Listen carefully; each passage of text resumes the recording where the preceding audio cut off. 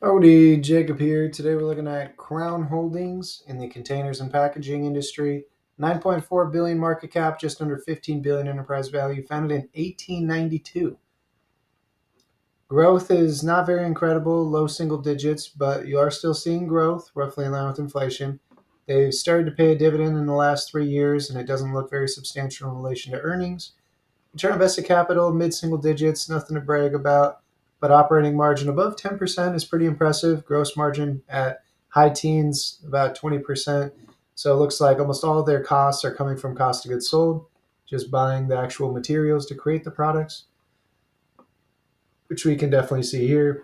Cost of goods sold is a hefty majority of their revenue. Big decline in shares, so they are buying back quite a bit of shares here. They've made, outside of the year after COVID, made very consistent, very solid net income. And on a free cash flow basis, this other line appears to be their capital expenditures line. And they have 2 years of the last 10, I guess three over here too, that they haven't made money. So otherwise, good production of free cash flow with use of cash.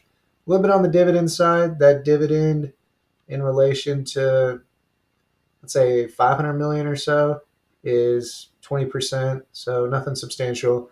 Otherwise, buying back shares, acquisitions is really their use of cash flow here. Balance sheet is $1.3 billion cash on hand, 775 million short-term debt, and 6.7 billion long-term debt. So a hefty amount of long-term debt here. That conservative, let's say $6 billion, is quite a bit. About 10 years of a $600 million free cash flow, which has kind of been all up and down pretty heavily, but um, I think that's a reasonable free cash flow estimate for them for the last couple of years, and it's their debt is 10 times that. So I will be very conservative with my estimates here and saying that a good chunk of their free cash flow goes towards debt reduction. So I think that will slow down their revenue a bit, let's say 2%. I think their enterprise value is still going to be a little bit higher in the market cap, even with them focusing, let's say, 30% on debt reduction. So I'm going to say an 11 on the P price of free cash flow. For margins here, let's do pretty much average 4 and 4.5. I guess you do have those two down years, so let's do 5 and 6 with share change of offsetting stock-based compensation. Okay. And so dividend, what have they done? It's pretty new.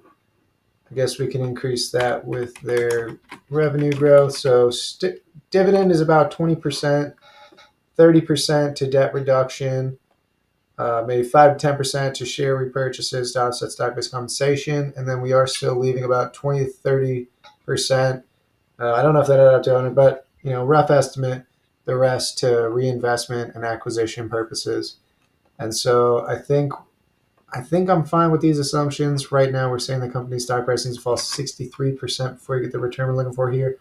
And really, I'm not surprised given the fact that they have a 22 PE. I'm suppressing it down in half, and I don't think that their growth is going to be close at all to the discount rate I'm looking for here. So I'll just be waiting, reviewing other companies in the meantime, and I hope you enjoyed the video and have a great rest of your day. Thank you.